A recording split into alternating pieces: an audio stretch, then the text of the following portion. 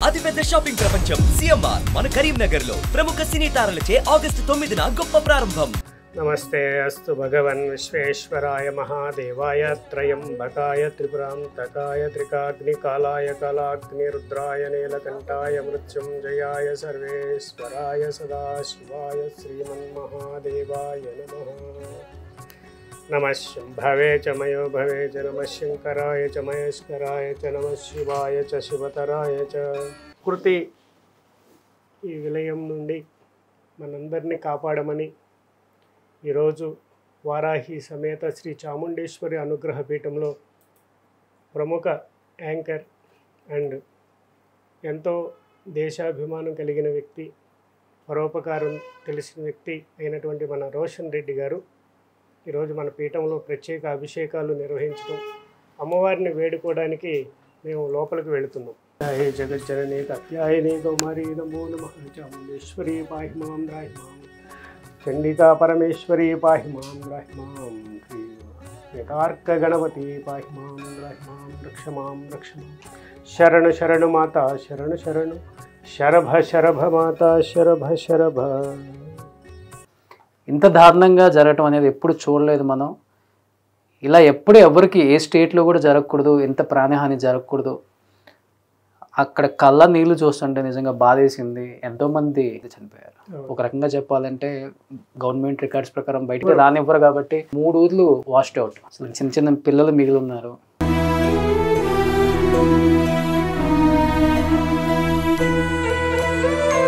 వాళ్ళ పరిస్థితి ఏంటి అర్థం అవ్వట్లేదు. పెద్ద వయసు ఉన్న వాళ్ళు 70-75 సంవత్సరాల ఉన్న వాళ్ళు పిల్లలను కోల్పోయారు. వాళ్ళ పరిస్థితి ఏంటో అర్థం అవ్వట్లేదు. ரொம்ப కష్టమా ఇருக்கு.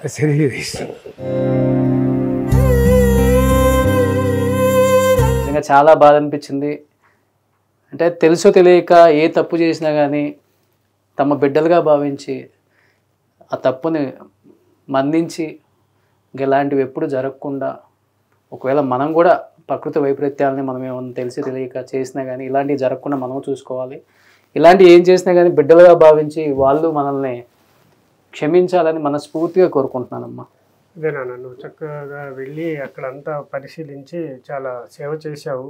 డైరెక్ట్ అండ్ ఇండైరెక్ట్ మన రాష్ట్రం తరపున కానివ్వండి, తెలుగు ప్రజల తరపున కూడా సహాయ సహకారాలు అందించమని నువ్వు వెళ్ళటం చాలా హర్షదాయకమైనటువంటి విషయం. అలాగే నువ్వు కళ్ళ నీళ్లు పెట్టుకున్న సంఘటనలు కూడా ఎన్నో ఉన్నాయి అక్కడ చూసి. చాలా బాధాకరమైన విషయం. కళ్ళారా చూసాం కదా. ఇది మన కళ్ళ ముందే అన్ని అంతమంది డెడ్ బాడీస్, చిన్నపిల్లలు, మూగజీవాలు. అవును, ఒకసారి దీని గురించి మాట్లాడుకుందాం ప్లీజ్. నమస్కారం శ్రీకృష్ణ చాముండేశ్వర మహర్షి గారు.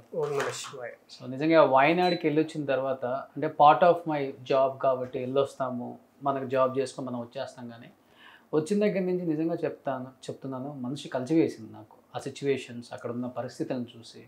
అంటే అన్ని ఊర్లు అంతమంది జనాభా నిజంగా మన కళ్ళ ముందు అట్లా డెడ్ బాడీలు అయ్యి అంత దారుణంగా అక్కడున్న పరిస్థితులను చూసి, ఇలాంటి పరిస్థితులు ఇంకెప్పుడు రాకూడదు, ఎవరికి రాకూడదు, ఏ స్టేట్లో ఉన్న ఎవరైనా కానీ అందరం కూడా మనుషులు రాకూడదు అనిపించింది. బట్ చాలామంది ఇప్పుడు నిన్న మొన్న బాగా సర్క్యులేట్ అవుతుంది ఏంటి అంటే, కొంతమంది అంటే ఆ విలేజ్కి సంబంధించిన వాళ్ళు ఒక ఏనుగు ఆకలి మీద వస్తే పైనాపిల్ పనసపండులో ఆ నాటు బాంబులు పెట్టి ఆ ఏనుగుకి తినిపించారు. ఆ ఏనుగు కడుపుతో ఉంది. ఆ కడుపుతో ఉన్న ఆ ఏనుగు ఆ పనసపండు తినటం వల్ల అది లోపల కడుపులో పేలిపోయి బాంబు బిడ్డ చచ్చిపోయింది. అండ్ ఆ ఏనుగు కూడా కొన్ని రోజుల తర్వాత అంటే తట్టుకోలేకపోయి వాటర్లో పడి చనిపోయింది. అది అంటే ఆ బాధను తట్టుకోలేక ఆ శాపం అనేది తగిలింది ఆ ఊర్లకి. అందువల్ల ఇలాంటి ఒక ప్రకృతి కన్నెర్ర చేసింది అనే మాట ఎక్కువగా అనిపిస్తుంది. అసలు శాస్త్రాలు ఏం చెప్తున్నాయి అసలుకి? అత్యుత్కటై పాప యహలోక ఫలముష్యతే అని మనకు శాస్త్రం చెప్తుంది. అంటే విపరీతమైనటువంటి దోష పాపాలు ఏదైతే కర్మలు చేస్తామో అది జన్మలో మనం అనుభవించి ఆ కర్మలు మళ్ళీ మనకు తీరాల్సిందే అని చెప్పబడుతుంది. అయితే ఇక్కడ ఈ సందర్భంగా మనం గమనించినట్లయితే ప్రకృతి వైపరీత్యాల్లో ఇదొక భాగం. వైపరీత్యాలు ప్రళయాల్లో ఇదొక భాగంగా మనం తమిళనాడులో ప్రారంభమైంది అనుకోవచ్చు. అలాగే మనకి హిమాలయాల్లో కూడా ప్రస్తుతం ఉత్తరాఖండ్లో కూడా జరుగుతూనే ఉన్నాయి వరద బీభత్సాలు. ఇది ఎక్కువ శాతం ప్రతి సంవత్సరం లేకపోతే 2 సంవత్సరాలకి 4 సంవత్సరాలకి కేరళలో జరుగుతూ వస్తూనే ఉంటుంది. అక్కడక్కడ కూడా ఈ ల్యాండ్ స్లైడింగ్ అనేది జరుగుతూ ఉంటాయి. అయితే ఇక్కడ అదే అక్కడే ఎందుకు జరగాలి అనే దాని మీద మనం చూసినట్లయితే గతంలో జరిగిన ఏనుగు యొక్క హింస, ఆ నోట్లో బాంబు పెట్టడం, పైనాపిల్ నోట్లో పెట్టడం, అది కొరకగానే బాంబు పేలి నోరంతా అయిపోవటం, అది ఏం చేయాలో తెలియని పరిస్థితుల్లో తన గురించి ఆలోచించకుండా తన కడుపులో ఉన్న బిడ్డ గురించి అలాగే స్తంభనైపోయి అలాగే దగ్గరలో ఉన్న నీటిలోకి వెళ్ళి దాన్ని స్వాలంబన చేయడానికి ప్రయత్నం చేయటం అంత చేసింది. కానీ అక్కడ ఆ యొక్క డ్యామేజ్ అనేది అది మనం తిరిగి రాని విధంగా ప్రజలందరూ చూస్తుండగా అది చనిపోవటం అనేది బాధాకరమైన విషయంగా జరిగింది. అది గర్భవతి అయి ఉండటం, లోపల బిడ్డ కూడా చనిపోవటం అనేది చాలా వైరల్ అయింది ఆ వీడియో కూడా. చాలా బాగా అది అందరి దృష్టిలో శాపంగా మారింది. ఇప్పుడు అందరూ దాన్ని శాపంగా పరిగణిస్తారు. అంటే ఆ యొక్క బాధని అందరూ ఆ ఒక్క ఏనుగు పెట్టడమే కాదు అక్కడ శాపం, ప్రతి ఒక్కళ్ళు కూడా అక్కడ శాపానికి గురవుతారనేది అక్కడ మనం ఏ విధంగా చూడండి మనకు తెలిసింది ఇది ఒకటి. అవును, ఇదే కాకుండా ఇంకా అక్కడ స్మగ్లింగ్ ఎక్కువ జరిగే అవకాశాలు ఎక్కువ ఉంటాయి. వైనాడు చుట్టూరు అంటే ఇది వచ్చేసి మల్లపురంలో జరిగింది. ఎక్కడైనా కేరళ స్టేట్ కేరళ చుట్టుపక్కల గ్రామాలే, దగ్గర ఊర్లు అనుకోవచ్చు, విలేజెస్ అనుకోవచ్చు. అయితే ఈ వైనాడు అనేది ఏంటంటే చాలా భౌగోళిక సమస్యలు దాంట్లో ఉన్నాయి, చాలా ఇబ్బందులు ఉన్నాయి. అలాంటి దాంట్లో ఎక్కువ ఇళ్ళు కట్టేయటం అనేది, రియల్ ఎస్టేట్ బాగా జరిగింది, బాగా మంచి టూరిజం ప్లేస్గా బాగా ఎక్కువ జనం వెళ్ళటం వల్ల అక్కడ బాగా డెవలప్మెంట్ అవ్వటం. అలాగే అక్కడ దొంగ వ్యాపారాలు అంటే దాదాపుగా చర్మాలు, ఏనుగు దంతాలు, పాము చర్మాలు. ఇంకో విషయం ఏంటంటే ఈ పాములు మామూలు పాములు కాదు, మహానాగులు అనమాట, కింగ్ కోబ్రాస్. ఈ కింగ్ కోబ్రాస్ని కూడా వాళ్ళు అక్కడ చంపడం అనేది ఎక్కువ మనం గమనించినట్లయితే నాకు వినపడిన నాకు తెలిసిన సమాచారం వరకు ఈ సర్పాలను చంపటం అనేది ఆ ఏరియాలో ఇలాంటివన్నీ కూడా ఒక వేదకి గురైందని చెప్పుకోవచ్చు. అక్కడ ఉన్న స్థలం ప్రకారం కానీ ఏదన్నా అక్కడ ఉన్న ఎన్విరాన్మెంట్ ప్రకారం కానీ. దీంతో పాటుగా గోహింస, గోమాంసం, ఆ యొక్క మాంసాన్ని భక్షణ అండ్ ఇంపోర్ట్స్ ఇవి ఆ ప్రదేశంలో అంటే కేరళలో ఎక్కువ జరుగుతుందనిగా మనకు వినికిడి అవుతుంది. అంటే మన హైదరాబాద్లో లేదా అంటే ఉంది ఇక్కడ కూడా, కానీ అక్కడ ఇంకా తీవ్ర రూపం దాల్చింది. ఎక్కడ ప్రళయం వస్తుందో అక్కడ తీవ్ర రూపం దాల్చిందని భావించాలి మనం. ఓకే, కాబట్టి ఇక్కడ తీవ్ర రూపం దాల్చింది అంటానికి నిదర్శనమే నిన్న జరిగినటువంటి ఈ ప్రళయంగా మనం చేసుకోవచ్చు. అయితే అక్కడ జరుగుతున్న దాంట్లో మనం ఇంకా రియల్ ఎస్టేట్ అంటే ఎక్కువ రోడ్లు, కొండల మీద మైనింగ్ అని, ఇల్లు కట్టడం అనేది, రోడ్లు వేయటం అనేది, ఎక్కడ పడితే అక్కడ తవ్వేయటం. ఎందుకంటే అది మట్టితో ఉన్నటువంటి కొండలు కదా. అవి సైన్స్ ఏం చెప్తుంది, మనం ఏం చెబుతాం, ఇది ప్రళయం, నాశనం అంటున్నాం. సైన్స్ ఏం చెబుతుంది, భూమిలో ఉన్నటువంటి అంతర్గత పొలలలో ఉన్నటువంటి గ్యాపుల వల్ల అది బయటికి కిందకి దిగటం వల్ల కుంగి ఆ కొండలు చర్యలు కదలటం అనేది జరుగుతుంది. ల్యాండ్ స్లైడింగ్ అంటే ఆ కొండ చర్యలు కదులుతూ ముందుకు వెళ్ళిపోవటం అనేది జరుగుతుంది. సో ఇక్కడ ఈ విధమైనటువంటి హింసాత్మకమైనటువంటి ప్రేరణ జరగటం వల్ల ప్రకృతి కూడా కోపిస్తుంది అని మనం ఎప్పటి నుంచో కూడా చెప్తూనే ఉన్నాం. ప్రకృతిని, పంచభూతాలని మనం సంరక్షించుకోవాలి. దాంట్లో ఒక భూమి ముఖ్యంగా మనం దాని మీద నిలబడి ఉన్నందుకు దాని కృతజ్ఞతాపూర్వకంగా మనం ఎక్కడ ఉండట్లేదు. అంతకుముందు కేరళ ఎలా ఉండేది, మనం అయ్యప్ప స్వామి దగ్గరికి వెళ్ళేటప్పుడు చుట్టూ కొండలో చెట్లలోంచి వెళ్ళేవాళ్ళు, అంత గుబురుగా ఉండేది, అంత పచ్చదనం, ఆ వాసన అంత బాగుండేది. ఇప్పుడు అంతా కూడా మారిపోయింది. అక్కడ కూడా చాలా హీట్ పెరిగిపోయింది. అలాగే బెంగళూరు చూసినట్టయితే, కర్ణాటక చూసినట్టయితే, కర్ణాటకలో కూడా ఎంతో చల్లదనం ఉండేది, అక్కడ కూడా హీట్ పెరిగిపోయింది. ఇలా ప్రతి చోట మనం ఆక్రమించుకుంటూ ప్రకృతిని పంపించేస్తున్నప్పుడు ప్రకృతి అక్కడ ప్రళయం రాక ఇంకేం వస్తుంది. అంటే దేనితైనా కానీ మనం ఆడుకోవచ్చు కానీ నేచర్తో ఆడుకోకూడదు. అర్థమైపోయింది ఇది చూసిన తర్వాత. అవును, అలాగే పంచభూతాలతో మనం చాలా జాగ్రత్తగా కృతజ్ఞతగా ఎప్పుడైతే ఉంటామో అవి మనల్ని సంరక్షిస్తాయి. అలాగే ఏనుగుని నువ్వు ఇబ్బంది పెట్టావు, అదేవిధంగా అదే ఏనుగులు కొద్దిగా వాటి ఆహారం కోసం ఎక్కడ అడవిలో ఆహారం లేనప్పుడు అన్నీ కొట్టేస్తున్నప్పుడు పొలాల మీదకి వస్తాయి. వాటికి ఏదో పెట్టి పంపించడం అనేది, వాటిని పనిష్మెంట్ చేయటం అనేది సబబైన విషయం కాదు. అదేవిధంగా ఒక ఏనుగు ఒక తల్లిని కూతుర్ని కాపాడిన సంగతి కూడా మనం యూట్యూబ్లో చూసాం. అదేవిధంగా వాటికి కూడా విచక్షణ ఉంది, చాలా సౌమ్యవంతమైనవి. అవి మనకి దైవత్వంతో మనం చూస్తుంటాం ఏనుగుని. ఎప్పుడు కూడా మనం ఎలిఫెంట్ని ఒక జంతువుగా మనం చూడం. దైవం లక్ష్మీదేవి అమ్మవారి పక్కనే ఉంటాయి. ఐరావతం మనకి ఏది కావాలంటే అది ఇచ్చే కల్పవల్లి. అటువంటి ఏనుగుని మనం అంత దారుణంగా చంపటం అనేది, కిరాతకంగా దాన్ని చంపుతూ అనేది మటుకి అది క్షమించడానికి నేరంగానే భావించాలి. ఈ యొక్క ఘోషే ఆ ప్రళయానికి నాంది అనుకోవచ్చు, ప్రస్తావన అనుకోవచ్చు, లేకపోతే ఇది ఒక పార్ట్ అనుకోవచ్చు, ఇది ఒక శాంపిల్ అనుకోవచ్చు. ఇది చిన్నది, ఇది ఎప్పుడు జరిగే దాంట్లో ఒకసారి జరిగింది.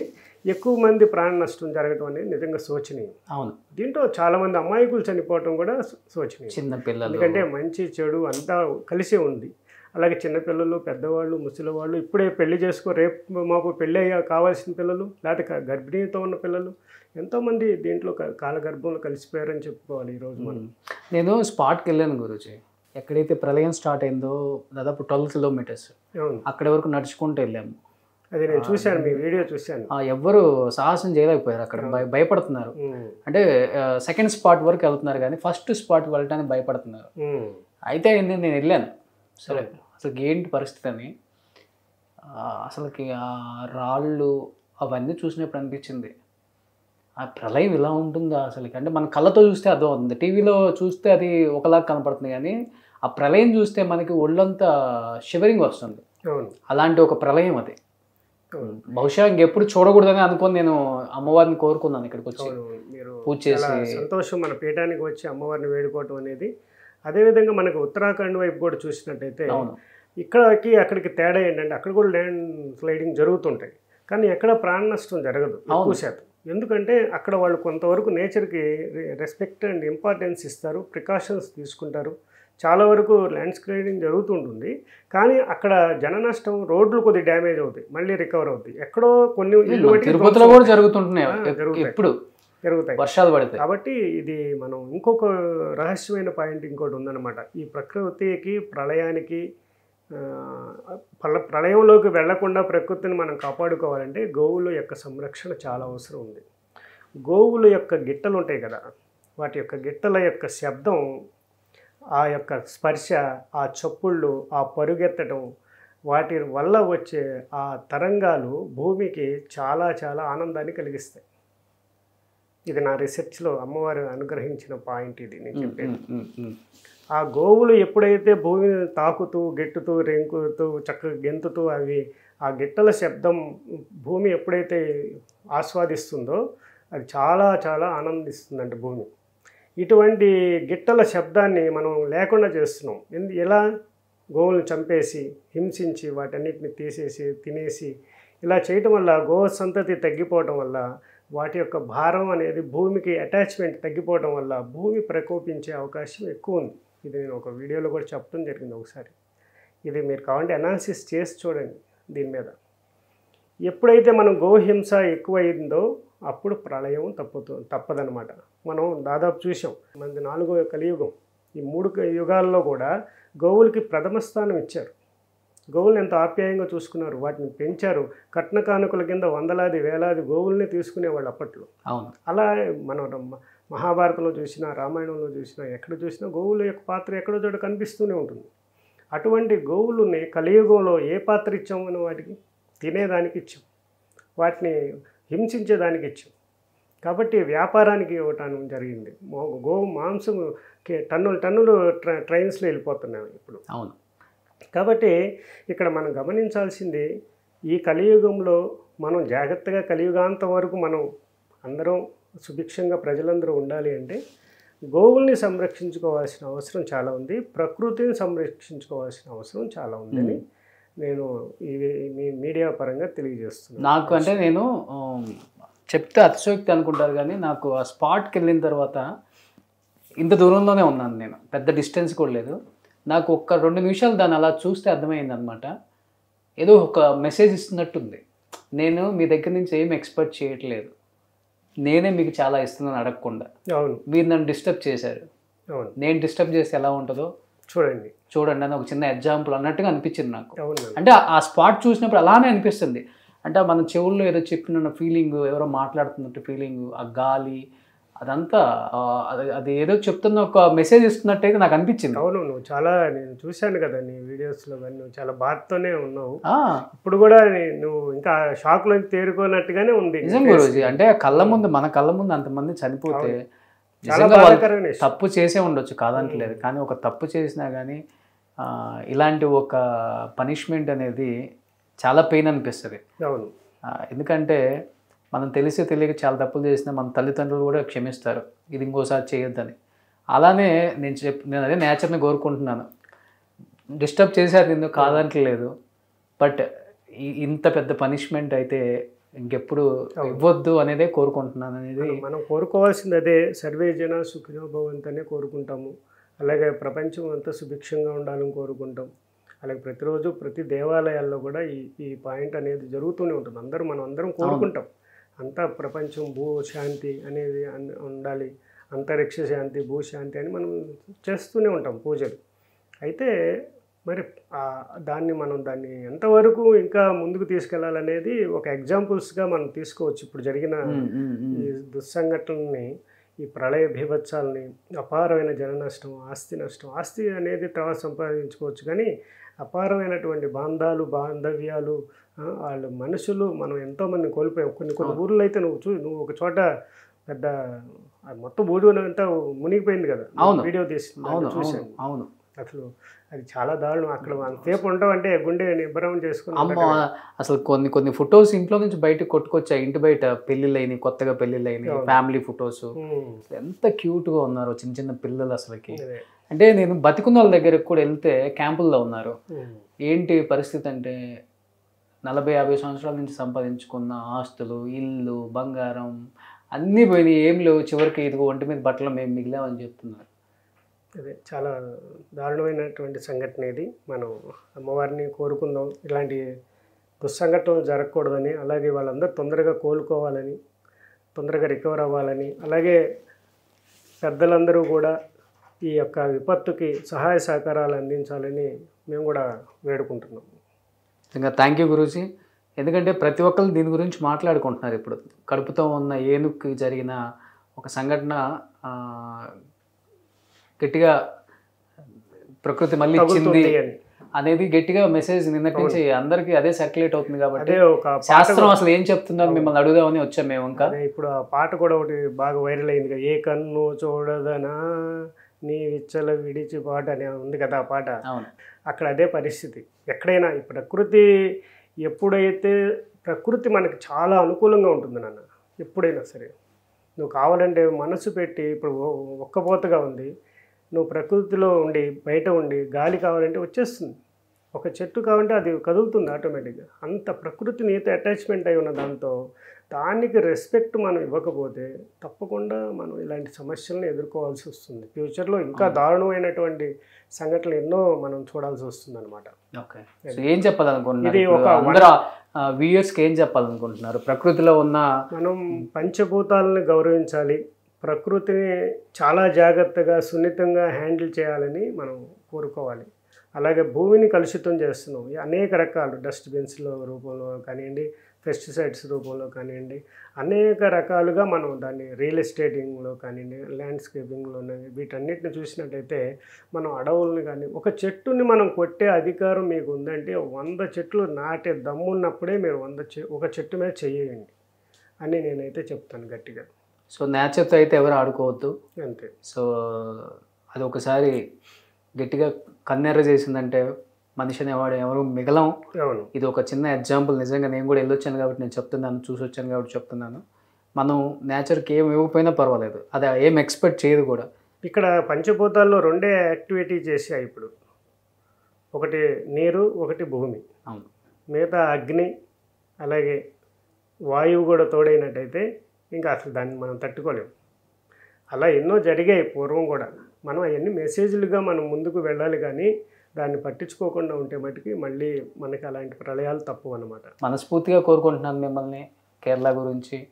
అండ్ ఇలాంటి విపత్తులు మళ్ళీ ఎక్కడ సంభవించకుండా మన పీఠంలో సుఖశాంతులతో అందరూ చల్లగా ఉండాలి. తప్పులు చేసుంటే క్షమించమని అమ్మవారిని కోరుకోండి మనస్ఫూర్తిగా. మన పీఠంలో కూడా వాళ్ళందరికీ శాంతి జరగాలని, వాళ్ళందరికీ ఆత్మశాంతిలు కలగాలని, అలాగే తొందరగా వారందరూ కేరళ అలాగే వీరందరూ కూడా తొందరగా రికవర్ అవ్వాలని కోరుకుందాం. గురూజీ ఇంకొకటి కూడా వినపడుతుంది గురూజీ, అండ్ ఇది అడగొచ్చు అడగకూడదు. పూరి జగన్నాథ్ తలుపులు తీసిన తర్వాత కూడా ఏదో ఒక ప్రళయం సంభవిస్తుంది, ఆ ప్రళయంలో భాగమే ఇవన్నీ 1 by 1 జరగడానికి కూడా కారణం అంటున్నారు. నిజంగా అంత మహిమ ఉందా అక్కడ? ఇప్పుడు ప్రతిదీ అది చాలా ప్రాచీనమైనటువంటి హిస్టారికల్ టెంపుల్. దాని కొన్ని నియమాలు పెట్టారు అంటే పెద్దలు, జ్యోతిష్కులు, ఋషులు అందరూ కూడా దాని మీద ఎంతో రీసెర్చ్ చేసే ఒక విషయాన్ని మనం చెప్పినప్పుడు దాన్ని మనం గౌరవించాల్సిన అవసరం ఉంటుంది. అయితే ఎక్కడో పూరిలో జరిగితే వైనాడులో జరిగింది దానికి దీనికి లింక్ పెట్టడం అనేది అయితే కరెక్ట్ కాదు. కానీ ఒక సంఘటన మన భూమి భారతదేశం అంతా అంటే ఒకటే కదా, భారతదేశం అంటే ఒకటే కదా, భారతీయులంతా ఒకటే కదా. కాబట్టి మనం దానికి ముడిపెట్టక్కర్లేదు. కానీ ఏమో ఇంకా ఎలాంటివి జరుగుతాయో కూడా మనం వేసి చూడాల్సిందే. సో దాని ఎఫెక్ట్ అయితే కనపడుతుంది అంటారు. తప్పకుండా ఇప్పుడు మనం ఇది మన యొక్క మానవ తప్పిదమే అని చెప్పుకోవాలి. ఒకటి మాత్రం కోరుకుంటున్నాం గురుజీ, ఇలాంటి మళ్ళీ మళ్ళీ జరగకూడదు. ఎవరైనా అందరం మనుషులమే, తెలిసి తప్పులు చేస్తాం, తెలియకుండా తప్పులు చేస్తాం. తెలిసి తెలియని దానికి ఒకటే శిక్ష అంటే చాలా కష్టం. నేను అక్కడికి వెళ్తే అర్థమైంది. అంటే బాడీలో పార్ట్స్ అంటే ఇప్పుడు భూమి మీద పుట్టా, చనిపోయేటప్పుడు కూడా ఇలానే పోవాలి దేహం అనే కోరుకుంటాం ఎవరికైనా. కానీ ఎప్పుడు కూడా అలాంటి చావు అయితే రాకూడదనే కోరుకోవాలి ఎవరికైనా. కానీ నిజంగా రాకూడదు. పాపం హెడ్స్ ఒక చోట ఉన్నాయి, కాళ్ళు ఒక చోట ఉన్నాయి, చేతులు ఒక చోట ఉన్నాయి. అసలు బాడీ ఎవరిదేవదో కనుక్కోవడానికి చాలా కష్టంగా ఉంది. చిన్నపిల్లలు అయితే మీరు నమ్మరు గురూజీ, నేను చూశాను కొన్ని హెడ్స్ అయితే ఇటు వెనక్కి తిరుగుంది పూర్తిగా. అంటే ఆ కొండ చీర ఇంత పెద్దవి కదా, వచ్చి పడితే ఏముంది, మనుషులం కదా గురూజీ, మనం ఎంతో కార్లే రెండు ముక్కలు అయిపోయినాయి. అసలు ఇటు తిరిగిపోయింది. నేను లోపలికి పంపిస్తే వెళ్ళాను, ఒక్కొక్క ఫ్రీజర్లో 5 బాడీస్ పెట్టారు. నేను అన్నాను అదేంటండి బాడీలో ఒక ఫ్రీజర్లో ఒక బాడీ పడుతుంది కదా అంటే మనకు తెలియదు కదా వెళ్ళగానే అక్కడ అసలు ఏంటి పరిస్థితి. ఒకళ్ళది చెయ్యి మాత్రమే ఉందండి, ఒకళ్ళది కాలు మాత్రమే ఉంది, ఒకళ్ళది హెడ్ మాత్రమే ఉంది. ఒక్కొక్క దాంట్లో 5 పెట్టున్నారు బాడీలు. దేవుడా ఇదేంట్రా బాబు, చావు ఇలా అయితే రాకూడదు అని అనుకుంటాం ఎవరైనా. కానీ మనం ఎప్పుడు చూసి ఉండం బహుశా. అంటే అది మన జాబ్ కాబట్టి మన జాబ్ కోసం అక్కడికి వెళ్ళాం. బట్ అక్కడి నుంచి బయటకు వచ్చిన తర్వాత అది ఒకసారి ఊహించుకుంటే అర్థమవుతుంది ఆ పరిస్థితిని, అక్కడ జరిగిన ఆ సంఘటనని. అక్కడ రెస్క్యూ టీమ్ కానీ, పోలీస్ సిబ్బంది కానీ, వైద్య సిబ్బంది కానీ సెల్యూట్ చెప్పచ్చు. వాళ్ళు 24/7 దీని గురించి పనిచేస్తూ గ్రేట్. Thank you Guruji.